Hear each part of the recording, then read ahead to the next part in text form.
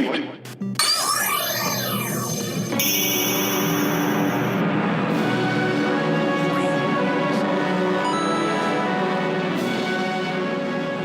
not a hobby.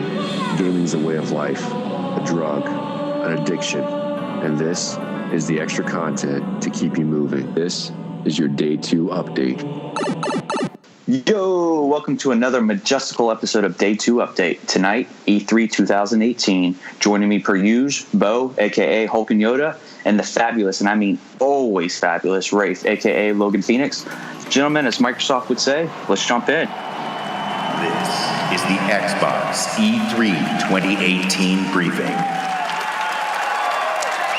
I mean, I'm going to start obviously the way they did, man, coming out with a Halo Infinity. I mean, I knew we kind of thought we were going to see something Halo, but just the graphics, a new engine that they're running it on. And I mean, it really didn't start out like what you would have thought a Halo trailer would have started out as. So, I'm glad you said that because I, at one moment, thought it was Turok. Like, they were showing dinosaurs and everything.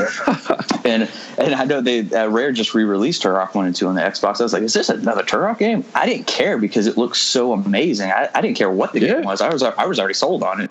I didn't. Okay, you guys know I don't have a Xbox One or nothing, so I didn't play 5, and I only played like a level 2 of 4. But those two games really didn't hit me like, oh, I want to play these. Trailer for this one, man, there was a certain feel to it, like between the music and kind of as it was kind of building to, hey, this is Halo, and then that classic Halo theme. I was like, damn, you know what I'm saying? Like that really like hit me like, okay, yep, that's one of many games I will say that just had me like, wow. I thought I was over Halo. I was like, I don't need another Halo game. And as soon as I saw him holding that helmet, I was like, yeah, I absolutely need that game. Like, I need it right now. Until you go to play it and you don't play as Master Chief, but like one mission, Oh. Well, what I'm actually really hoping is I'm hoping they have loot boxes. So, like, you play as, like, a Kingdom Hearts character and you have to buy your way up to Master Chief. That'd be really sick. You got to get your helmet. You got to buy that helmet.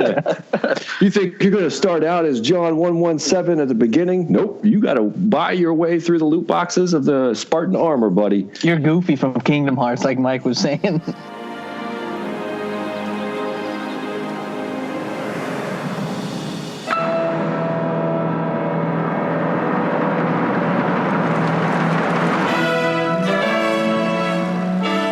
So you have a way better memory than me, Bo. What did they kick this off with after Halo? Because I know Microsoft, they just went crazy. I mean, there was 50 games, 18 exclusive, 15 world premieres. So I didn't have enough paper, to be honest with you, to take enough notes. So what was next? Yeah, I think next, I mean, I honestly can't remember the exact order of things. I'm pretty sure that after that, they kind of segued into Fallout 76, I think. I think is when they brought Todd Howard out there and, he made a couple of jokes about, hey, Phil Spencer said he had some friends over. He wanted me to come over and show off something for you. So then, segue into the newer Fallout 76 trailer, which, I have mixed feelings on that because I'll put it to you this way. My mindset in the beginning of that conference, during that trailer, as I'm watching it, stemming from what we had said on the last episode where we had our apprehensions of, is it going to be online only? If it's online only, are we still interested? That kind of thing.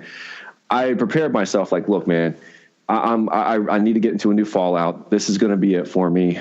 Please be a classic, traditional kind of Fallout game.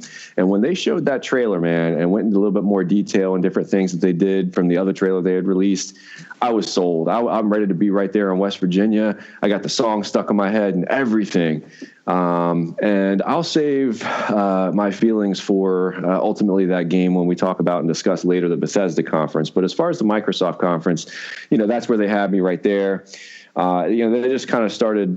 I mean, they were just rapid fire, man. Like you said, 50-some games that they talked about during their conference. Just to go through real quick, I mean, they talked about Division 2, showed off first gameplay of it, looked pretty cool. Not my cup of tea. I never played the first Division because, I'm not a multiplayer game. But I kind of was interested. And I got a buddy of mine that's talked it up where you can enjoy it just as much single player as multiplayer. I might be sold on that because Wildlands is pretty dope. The graphics in Division 2 I like the idea that it's like jungle now, that snow's kind of melted away. It could be pretty cool. I will say that. Well, Rafe, I will let you, if you're willing, to be the guinea pig on that one. If you decide to try that out, you let me know. Because, it did look really cool, like something that I would enjoy. But again, the whole, hey, this is more of a cooperative online shooter-esque kind of game.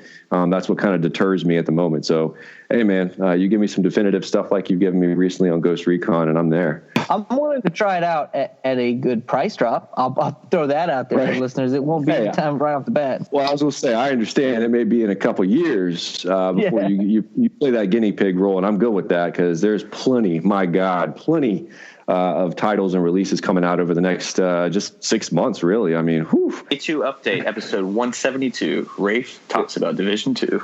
Yeah, you guys remember back in June of 2018? Yeah. Another one that comes out, jumps out at me real quick is Devil May Cry 5. For me, that was awesome because it looked like classic Devil May Cry gameplay. I won't knock DMC, the attempted reboot that was done by Ninja Theory. I thought that was a good game, but it was a detour from what your normal typical Devil May Cry gameplay is. So to bring back the director, to have it, go back to that more over the top, stylish, it just looked really cool in that trailer for me and had me really pumped to get back into that world and play a Devil May Cry game. Stemming off of the sequel conversation right now, Just Cause 4, that was something that we kind of expected going into E3, but it was really cool to see the reveal for it in the trailer. Graphics look phenomenal. Rico looks cool and suave as always. And just, the game world and looking like their big focus this time was, look, we have tornadoes. Let me actually touch on that because I was actually, I'm torn with Just Cause. The first one was okay. The second one I loved. The third one, it was a good game, but it was incredibly repetitive. So with this one, I always thought that Just Cause was successful because it wasn't so crazy that it was Saints Row, but it also wasn't so realistic that it was Grand Theft Auto. So it was weird for me to see them kind of take that turn towards Saints Row. What do you think about the whole weather thing? I mean, I'll put it to you like this. I think so. Okay, so the reason I never played Just Cause 3 is because of what you said. It looked repetitive. It looked like I would get a lot of fun in it if I could get somebody's already completed game so I can just have all the abilities and just do whatever I want to, right? And never take it serious. Watching this one, reading the previews that kind of came out and stuff, the tornado just kind of makes it seem like the world's alive. But then you read the way they're trying to stop the tornadoes is they have these giant wind blasters to push it away, and your mission is to come in and destroy them.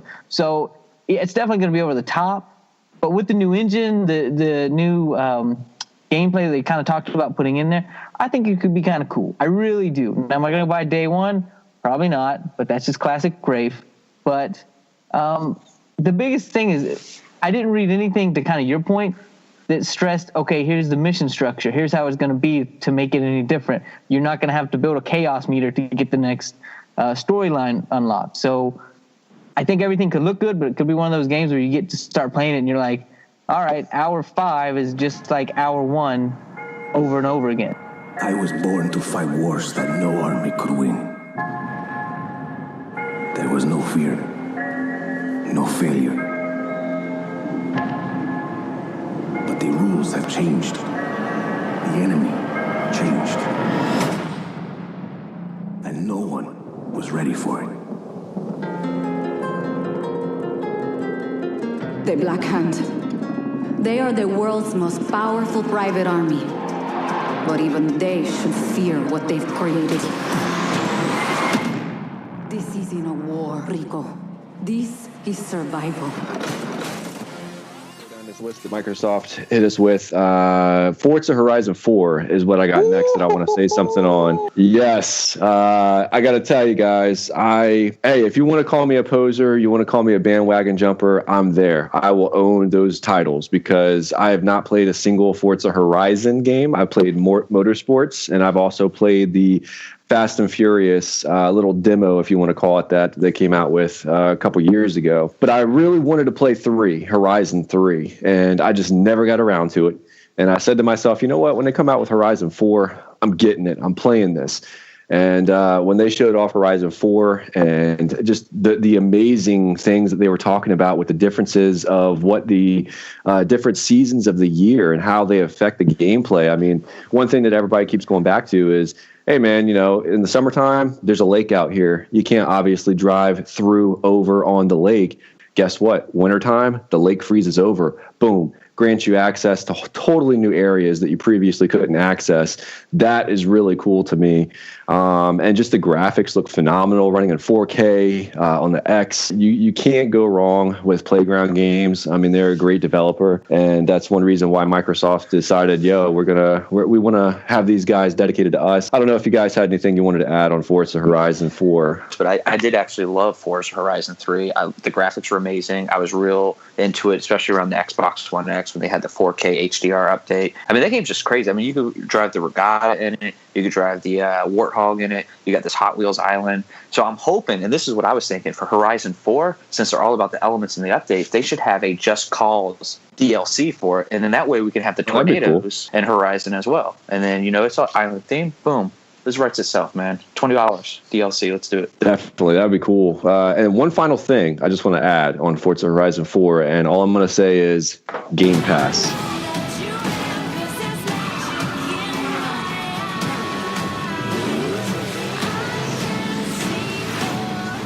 I want to talk about a little game that on the last podcast, the listeners will remember that I had said that I was, kind of at a point where I'd lost interest in this next game.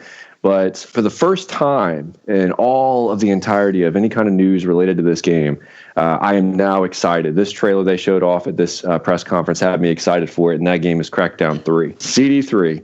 Crackdown 3. Yeah, it looked really cool to me. A lot of fun. Yes, there was typical gameplay.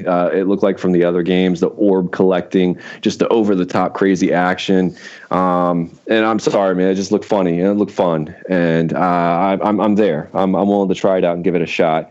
Going along the theme of sequels here, we got Battlefield 5. I know there's been a lot of flack of that online as of late, but I think it looks like a fun game. I have trust in DICE. They didn't steer me wrong in the last couple of years, so I personally let me jump in there and say this, because the online flack is kind of dumb from what I've read. It's all, hey, there's a woman's story. There's no women in World War I or whatever the world this war is set in. It's set into okay. Yeah. So that's the issue is people are throwing up that there was no women. And it's I like what DICE came out and said. They're like, look, we'll take fun over historical accuracy any day. I mean, first off, it's a game. Don't take it that serious that you got to go up in arms. And what's weird to me is these are the same gamers that probably got ticked off a few years ago when Assassin's Creed Unity came out and said, yeah, we can't put women assassins in there because we don't have time to animate them. I don't know if you guys remember that big stink, which I was just like, well, who cares, But now DICE is like, yeah, we're going to actually make a woman our focal point, and people are going, hey, man, you can't do that. There was no women in WW2. It's like, come on, man. Of all the things to gripe about, that's what we're going to gripe about of this awesome-looking game. Because I definitely remember in history when we fought the Covenant. I definitely remember that. It was very real. Yes. Yeah. Absolutely.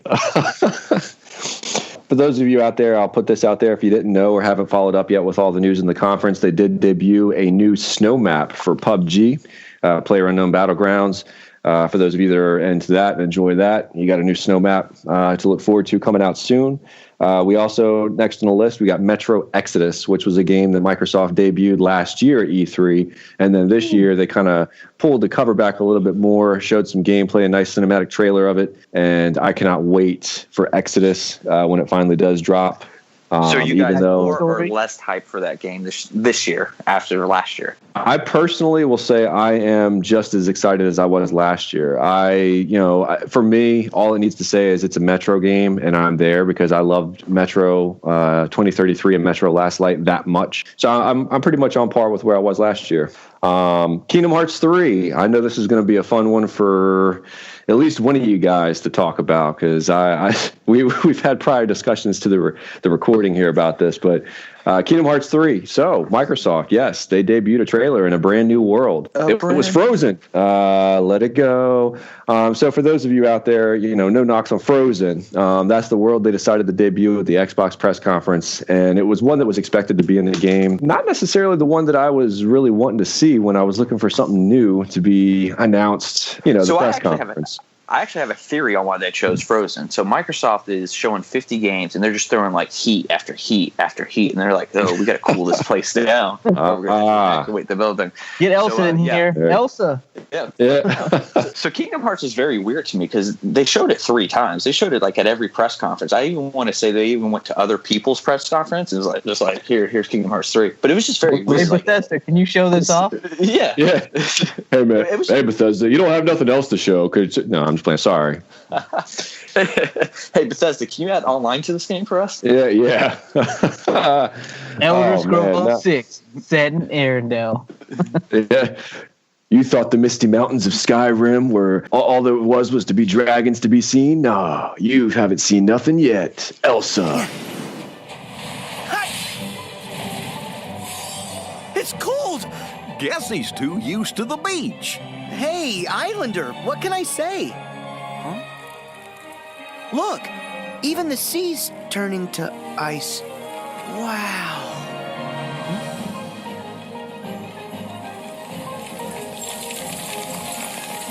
We Happy Few was another game they talked about. We Happy Few is something that's been in beta for a long time. For those of you that don't know, I personally did play the beta, but the 2 hours that I played, it was really interesting. And the comparisons that people have said online are accurate. It's very much BioShock-esque as far as it's first person. Yeah, it's first person. It's very, got that mystique to very interactive.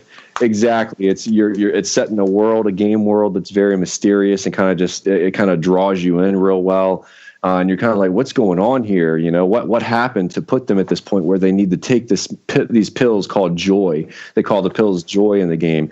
And, it just seems like it's nuts, man. I mean, seeing the new gameplay at the trailer at Microsoft's press conference was really cool. Rated M for mature. Truth is the enemy of happiness. Isn't that the decision we all made? Oh, but you know the truth, don't you? There's not a thing I can tell you that you don't already know.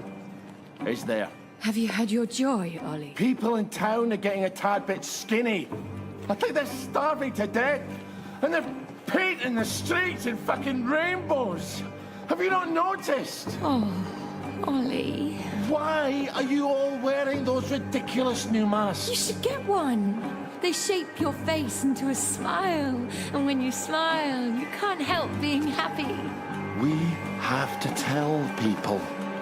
They need to know the truth. No. It's better not to know. Another really cool announcement that they had that was a surprise for me, but it shouldn't have been in retrospect, was Battletoads. The announcement of Battletoads as an exclusive. That was really cool. I mean, they didn't show any gameplay, nothing at all. Just the fact that it was coming and that it was exclusive to Microsoft or Xbox. Even though it was only 3 seconds long, is that Rare symbol on it, because Rare's been like doing just weird things lately, like Sea of Thieves, Viva Pinata. It's just like, hey, Rare, actually make games like you used to. That'd be awesome. I think it's going to be crazy because we're on, I hate to let our viewers know, our listeners know our age. We're all in our mid-30s here.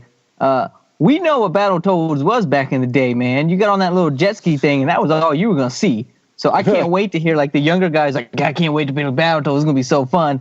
And then, they're like, this is the most hardest game I've ever played in my life. So I can't wait to hear that because unless they change the formula up, it's going to be a tough game. All right, so the next one, I'm gonna give the floor to you two to really go in on this, and you probably know where I'm going with it. I do have an interest, but I'm gonna let you guys take this one, and that game is gonna be Session. So I'm glad you brought that up because I was actually hoping you would not talk about it at all. Last week we actually talked about Skate 4 and how excited we were when I saw this trailer come on. Just like when I saw Halo, I was like, "Oh, this is Jurassic Park." So when I first saw this trailer come on, I didn't think it was Jurassic Park, but I did think it was Skate 4. So, it has the dude jumping over the dumpster and, face plants and he tries again. I was like, oh, this is Skate. And then it came on and said Session. And you know what? I'm still just as excited because as we know from EA's press conference, they don't care about making any games at all, apparently. So let this other company do it, who apparently is very excited about it. I mean, they haven't done anything else. To my understanding, they got funding for this game, like on Kickstarter, and it looks great. Graphically, it looks great. It looks like a spiritual spiritual successor to Skate. So I'm all in. Something I did think was weird about it is that the fact that they called it Session. I don't know if you remember this, Bo, but you remember Sony used to have Grind Session, and the logo almost looks the same as Grind Session. And that's why I was just like, what is this? But no, I'm definitely going to get it on day one. It definitely hit that Skate vibe that I want to, because that's what I want. What I talked about in the last episode was the fact that it's not like Tony Hawk where you just hit a button and you're grinding. Like, there is some legitimate trial and error, and you feel like you're accomplishing something that looks very easy. So watching that, like you said, the guy's face planting and he does it again, I'm just like, and, you know, of course, it's Xbox only. So it was like, you know, it's basically a guy with like a size 12 foot kicking you right in the nuts. You know what I'm saying? He's going to hit both of them. You're going to drop to your knees and just cry, because what else can you do at that point? So I thought it looked great. That's a major, from my point of view, some people might not care. No, Bo, you like I said, you got like a little interest, but it's not a big deal for you. But for me, man, that's like a definite win for the Microsoft.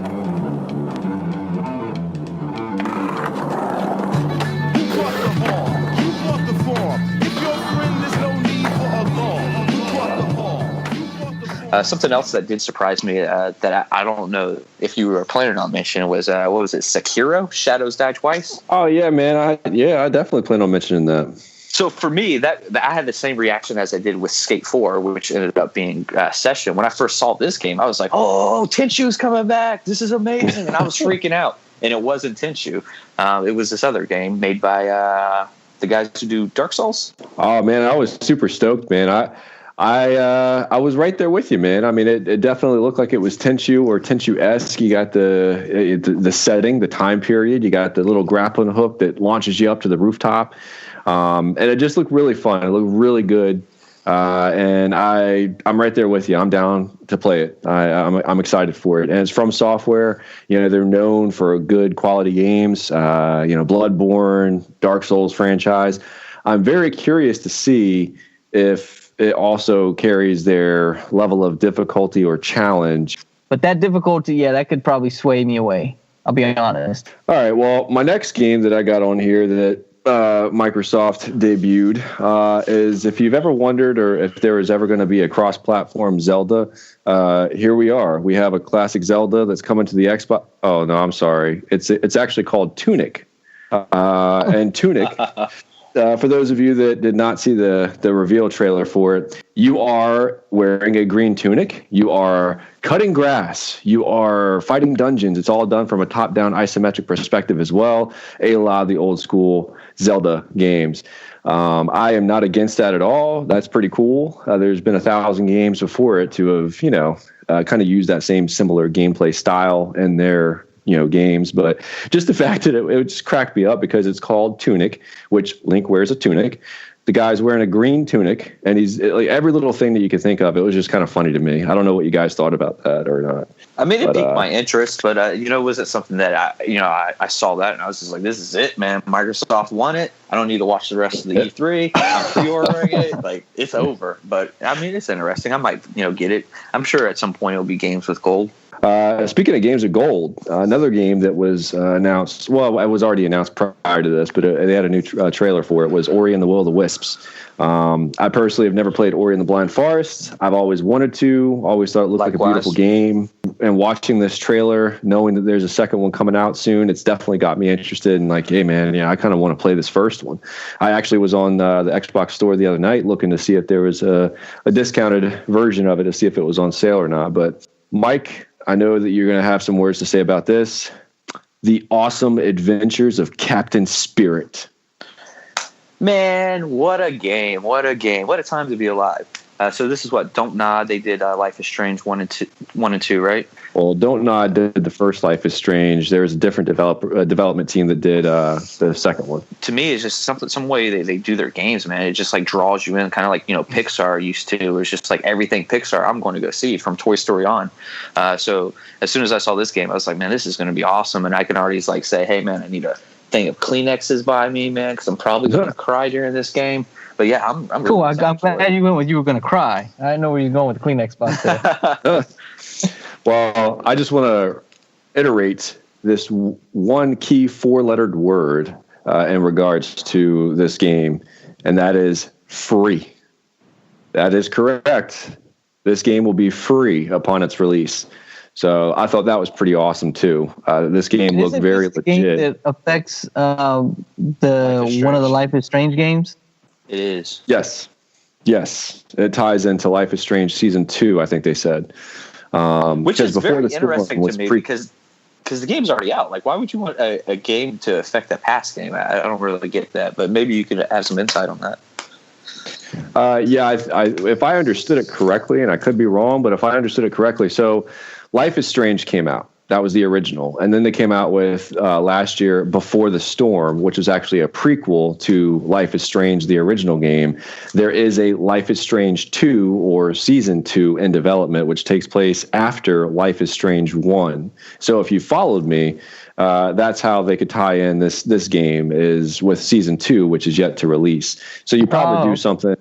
You probably do something in this game and Captain Spirit that will affect certain things in Life is Strange Season 2. I can hear you, but I'm afraid to be near you, and I don't know where to begin, and I don't know where to begin. It's just me, Captain Spirit. This is Chris to the Flying Fortress. Have you spotted Snowmancer? Not yet. Keep me posted. Chris, breakfast. Okay, Dad. You're drinking beer? I don't need a lecture from my son. I always get picked last for the team at school, and they never throw the ball to me. They can't tell stories like you can they? No way. Start the launch. Too late! Emergency! Yeah, I'll tell you a game that I thought looked pretty good too. And I think, Bo, I don't know where you're at with this, Mike, but Bo, you're right there with me. In fact, I think you bought the first Dying Light, if I'm not mistaken, and just never got a chance to play it.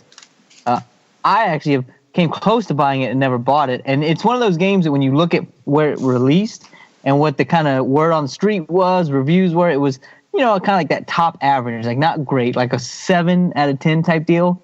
And then the developers have been right there with CD Projekt Red, with The Witcher 3, where they've developed this DLC and these expansions and a lot of free stuff, and just a couple years now. Well, now you got Dying Light 2, and I'm sitting there looking at going, all right, I got to get on Dying Light 1 because Dying Light 2 looks like it's going to be a game changer. Like, it looks so good. So I didn't know what you guys thought about that as well. Yeah, I agree with you, man. I was sitting there the whole time watching that trailer thinking that it looked awesome. And then having the guy come out, the creative director, go over the gameplay and how, hey, here's how one decision can have multiple outcomes. And they actually showed you visually and just in general explained how that one decision made a ton of differences around the city. And it just looked really cool and really fun. I always thought that the original Dying Light, to your point, yes, I do still have it. Unfortunately, still have not gotten to it. So, it's the parkour of it always looked really fun in the first game, and the traversal gameplay. And it just looked like a lot of fun. Looks like they fine-tuned that for this one. I was going to say it's unfortunately one of those games that came out during an era where everything else is so amazing. It takes 400 hours. It's just like it's just like, every other team that played against Michael Jordan back in the 90s just is like, oh, he's so great. Like, we're never going to win. So it's just like, oh, Dying Light looks great, but I'm just never going to play. I just don't have the time. Let me ask you this. Yes. Coalition came out, right? The Coalition, yes. The developer? Yeah. They came out. Well, yeah, I have... I was say something about this game real quick? Which one? So this company came out to pretty much a standing ovation, right? And then to Rafe's point, they let out a fart in a church. You got to paint the picture, man. You got to paint the picture. We got a big screen on the stage. We got the logo for Gears. We got the Lancer, the chainsaw revving it up. Ooh, it's cutting out the gear in the wall. And then who comes through the wall? Pop figures. Marcus Phoenix and Pop 4, man. Yeah. Oh, and as we've said, there's a fart in the church because the whole audience the was like, air was what? sucked out of that room, man. Just sucked out of it. And then they go, but wait, there's more. And you're like really excited. Free shipping. No. It's a Gears of War RTS. And what is going on here? If you like Halo Wars, you'll love Gears Tactics. It was insane. But ultimately, they gave us what we wanted, which was Gears 5. Not Gears of War, but Gears 5. World premiere.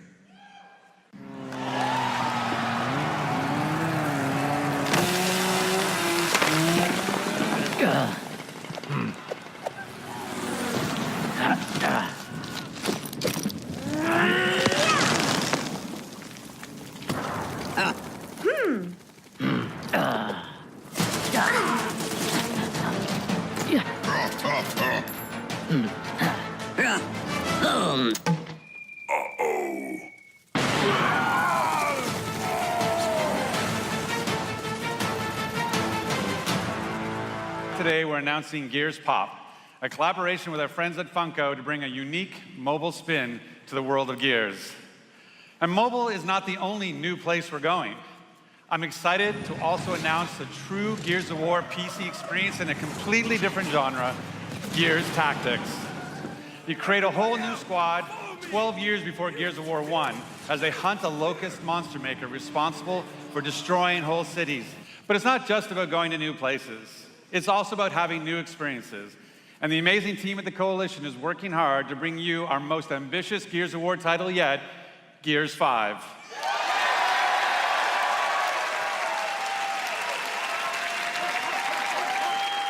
It's new trilogy of Gears games. It's the first one, which was 4, started off amazing, and this one it looks like it continues where the last one left off. Amazing story, amazing graphics, and now I have a 4K TV to fully embrace, the Locust Horde, and I cannot wait. That was one of my very much loved release announcements at the press conference. Let me ask this question about the Gears 4 and Gears 5. So I see in Gears 5 it's kind of switch perspectives to the woman's point of view. I didn't play 4, so I don't know who she is. Do you think that's because reception for Phoenix's kid? I don't know. JD Phoenix. Do you think is that it? Do you think people just didn't like him enough, so they're like, all right, let's shift it to this woman, or do you think the story just makes more sense for her to be the main character? Well, as far as the way the 4th game's story went, I'm just going to put out there spoilers if you haven't played the story and you are concerned with that. But bottom line is the way the game ends, that necklace that she's holding in Gears 5 is pretty much an after credits scene kind of thing. It was a big deal with the way the game ended. And I personally think that for the flow of the story, and I won't go into details because the way the ending was, but the way that the 4th one ended, I think it makes sense. I personally didn't know that there was a lot of negative flack of JD online. I personally really like JD. I like the whole crew. Wait a second. Are you saying that people online had a problem with something? Something Microsoft did? Exactly. So it wouldn't surprise me, but no, I'm just saying I didn't realize that. But if so, who knows, man? But I personally, I think it makes sense for the flow of the story, and I'm cool, man. I'm cool with that. I liked her in the 4th game.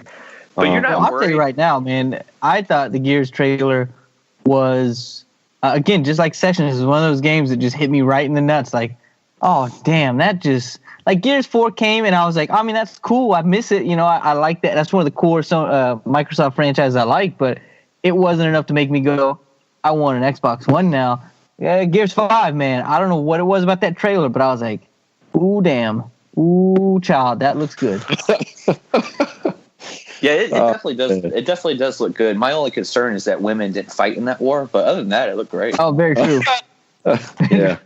If they knew history. A couple real quick touches on some remakes, remasters, extra content. We have a Miss Chalice that is now the newest playable character of Cuphead. For those of you out there that are enjoying Cuphead, we have a new version of Nier Automata, Become as Gods edition that's coming. Tales of Vesperia. A lot of people have been asking for a remaster, and here it is. The definitive edition of Tales of Vesperia was announced. We have some new Sea of Thieves content. You have Cursed Sails, coming in July, and Forsaken Shores, which is in September. And one other quick tidbit, there was a game that was announced called Black Desert Online, which looked pretty cool. But again, you guys know by now I'm not a big fan of online. So when I saw the online piece, I was like, crap. That was some quick tidbits. I got a few really big games here that I want to touch on that I think everybody wants to touch them. All right. Hey, well, what better to touch than this next one? We got Shadow of the Tomb Raider. Whoo! I think I'm just going to throw this on record. If at the end of this discussion, at the end of E3, we say, okay, day 2, guys, let's name the top 3 games. I can guarantee you I'm almost willing to bet the Tomb Raider is going to be in all 3 of our lists. I'm just throwing that out there. I'm not saying you're going to be wrong. But they're like, well, I was going to have Gears Pop, but I guess now I have to have Tomb Raider on there. I tell you, man, choices. You're scratching it out. Oh, crap. Let me get... No, I got to put... I can't... If there was anyone to tell me, and hey, look, everybody's entitled to their opinion, but if somebody were to tell me or try to come to me and say, hey, man, that Tomb Raider looks whack, or that Tomb Raider, I just don't think that looks like it's going to be any good. I don't know what I would do, because I don't know what more you could ask for in any kind of entertainment medium, but specifically video games. Like, graphically, it looks phenomenal. Story-wise, voice acting, cinematography, the set piece moments, the one where she's in the flooded village and she's just kind of getting pulled through. I know they've done that similar kind of thing in both of the previous Tomb Raider reboots, but if you're like me, those sequences are always a lot of fun and they're just really cool. And I don't know. I just think that the gameplay is so refined and so good, and I cannot absolutely wait. I can't wait until September to lose myself to that game. Say too, I said, and everybody said when the first Uncharted game was kind of previewed in like 2007, whatever, everybody was like, oh, that's Dude Raider, right? Well, it comes out and it takes what Tomb Raider had been doing, and I'm just going to throw this out there, like really like revolutionize it. Like, hey, this is a heck of a lot smoother than like Legend, Anniversary, and then whatever the third game was, right? So then Tomb Raider in 2013 comes out with this reboot. And I'm going to tell you right off the gate, I was like, wow. Like, maybe it wasn't quite to like Uncharted 2 and 3 at the time, but I was like, dude, I'm really loving this Tomb Raider. And I used to like the old Tomb Raiders, but I was loving this one. And I told you guys this, and I'll let all the listeners know. When I played Rise of the Tomb Raider, I remember telling you guys, by far, that game, to me, surpassed what Naughty Dog had did with Uncharted 4, and that game's a masterpiece. But, I mean, Rise of the Tomb Raider was it was my game of the year. It just, such a great game. So, yeah, I mean, all they had to do was say, hey, Shadow of the Tomb Raider. It's really amazing that game has survived this long. And it keeps reinventing itself, and it's amazing. And speaking of reinventing yourself, the guy who was kind of spearheaded this one from Crystal Dynamics is now a part of a Microsoft team. The Initiative. The Initiative. Oh, yeah. That's right. So maybe we're going to have something very amazing from Microsoft in the next year or two. The Initiative. Let's talk about that for a minute. That is, to me, I think that kind of, for whatever reason, gamers kind of let that come and go. But I thought, or they bashed it, of course, get online and, Microsoft just buying stuff. But how genius was that of Microsoft to look and say, okay, these are some developers that are making some good games, but they're not hitting that, that big status where they're going to be able to support themselves and whatever. Let's incorporate them. Let's buy them. Now they can get some full funding from us. Plus now gamers can get games from 4 studios into one that's already making some top quality games. I mean, just imagine what you guys are going to get on the Xbox side. I mean, that's a genius deal. I can't see why anybody's complaining about it, but as I'm sure we're going to get into, people complaining about it. Well, it's very funny to me because, as you saw at E3, Microsoft and all the various companies or studios they own now, it's quite an impressive list. And then to add Playground Games to finally officially say, hey, we own Forza now. Ninja Theory, I loved Hellblade. Loved it so much and that was probably the main reason I was so excited to see Ninja Theory, even though I still confuse them with Team Ninja. And then Compulsion Games was awesome, and like you said, just start your own company is great. Undead Labs really doesn't do anything for me, but it's still nice to have it. I don't know, another company under the umbrella. Yeah, I think that all of them are good for not just Xbox or Microsoft, but just the gaming industry. I mean, especially the initiative. You think about all that amazing talent under one roof, collaborating on stuff. I mean, that's just really cool to me. Well, it also takes that whole. What's the thing we always hear about Microsoft? What are they screwed up for this generation? They don't think about games. They just think about the entertainment box. And I mean, but in the last few years, Microsoft has done everything they can to kind of be like, okay, we are a game company. Maybe they did. Maybe in 2012, 2013, going into the Xbox One, they kind of lost focus on what they were going for. But I'm very certain that by 2015, they were like, yeah, we got to get these games going. And I think this is a move that they did to kind of answer that. Like, hey, you guys want some games? You think these companies are putting some good games, but, what if we put them in one big studio and produce you some amazing exclusive Xbox games? Granted, I don't know what they're producing right away, but, it's going to take a year or two. Well, let me just say 2 words in regards to everybody's complaints of, it's nothing now, or what about it's going to be a year or 2 or 3 in the future.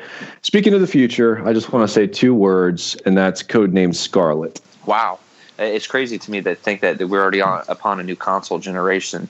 But the thing that amazed me the most about Scarlet is that it's Scarlets, because it's plural. Well, I think that Phil Spencer, and we've talked about it a little bit outside the podcast, he kind of has alluded to the future in his mind as, Xbox as, yes, at the home in the center of that, but multiple devices on every device. He's mentioned your phone, your tablet, your TV screen, etc.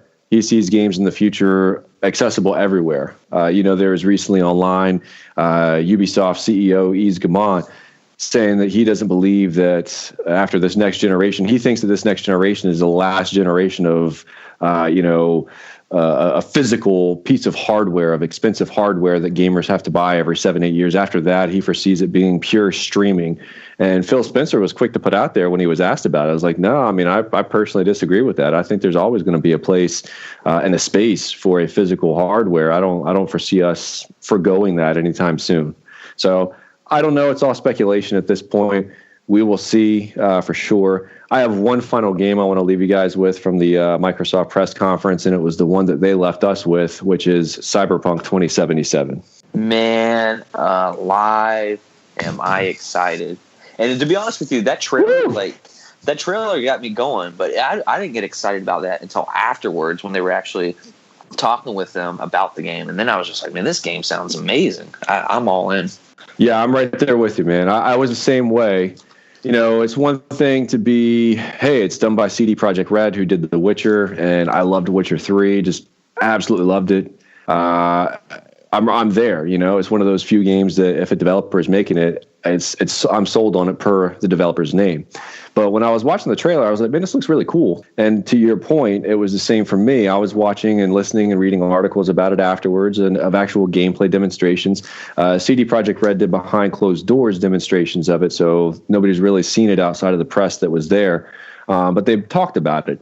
And the things they talked about were really cool and sounded really cool. And I'm just really excited to get into the meat and potatoes, as I said, of that game when it comes out.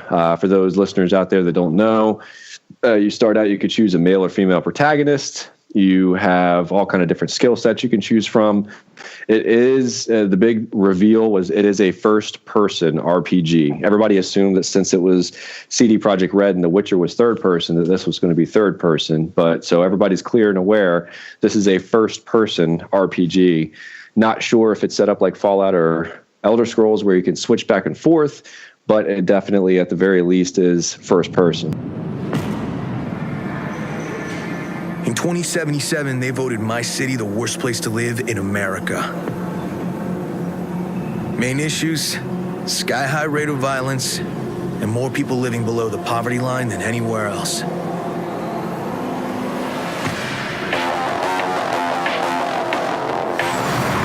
Can't deny it, it's all true. But everybody still wants to live here.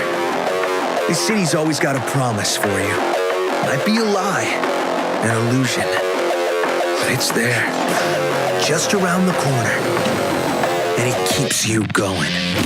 So let me ask you this. So to wrap it all up, man, E3 2018, Microsoft, hit me with a quick review, maybe a score, maybe a grade. For me, I gave Microsoft, I'm grading on a scale of 1 to 10, 10 being the best, 1 being the worst. I gave them a 9. I was going to go with an 8.5, but I gave them an extra half point just for the fact that they are listening to gamers, and they put that out there. And the initiative, Playground Games, Ninja Theory, they are playing to win for the future, and that really said something to me and spoke to me. And I love Phil Spencer. I think he's doing a great job. So I gave them a 9 out of 10 this E3. Yeah, I kind of went with that 8.5. As you were saying that, why you gave them that 9 over 8.5, I was like, damn, I might want to bump it to 9, but I'm going to keep it at 8.5. The only thing, two things I can say, actually. Last episode, I said for them to win E3, for them to have an impressive showing, they really had to take advantage of Sony saying, hey, we're just going to focus on a few. I don't know how many games we went through tonight, but they were smart, and they said, hey, Ubisoft, can you hook us up with some some games? Can Square Enix, can you show us Tomb Raider? Like, they really started showing these games that might not be exclusive, but they're going to get fans hyped up, and that's what you want to do, and they did it. The other thing they did that I think I had to knock a point off, and you guys might roll your eyes, but there is some truth to the fact of, okay, you've got some awesome exclusives coming, but nothing really big in the next couple of months. And that's not a knock. Like, I know they've got some strong stuff coming, but, you got to criticize. You got to take some points off. I can't give them a perfect 10. So if I had to take a point and a half off, I got to go with the fact that there's just nothing big. But don't worry, I did not forget that fact when we get to, the other big guys across the room too. So, yeah, I'm going to go with 8.5. Well, for me, man, they should have called this G3 because Microsoft was games. I mean, 50 games, 18 exclusives, 15 world premieres. I mean, my jaw hit the floor with Halo, and it took about until Kingdom Hearts Ice to slow me down. I mean, there was just so many there was just so many games, man. And I know to the point where people were like, hey, nothing's coming out this year. Well, I'm sorry that, that saddens you because nobody really announced anything for this year. But, Halo Infinite, Forza, Gears 5, the Game Pass alone, to me, is worth the price of admission. I mean, $10 a month, and I can play all these games for free. I'm 100% behind everything they did. I think they gave us a taste of everything. They said they only spent 30 seconds on it, but, hey, we got new consoles coming out. Game Pass is awesome. And here's all the games that you can ever possibly want. So for me, I'm kind of like with you guys. I'm right at a 9. If I'm going to be honest with myself, it wasn't perfect, but there's a lot to look forward to going forward, I think. All right, guys. So that was it. That was our coverage of the Microsoft E3 press conference, our review and all.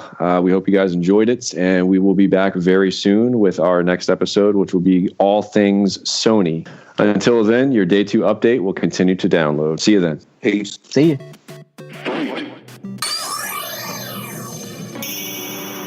Today, we've curated a bold showcase of their best work and ours. 50 games. 18 titles with exclusivity. And 15 world premieres.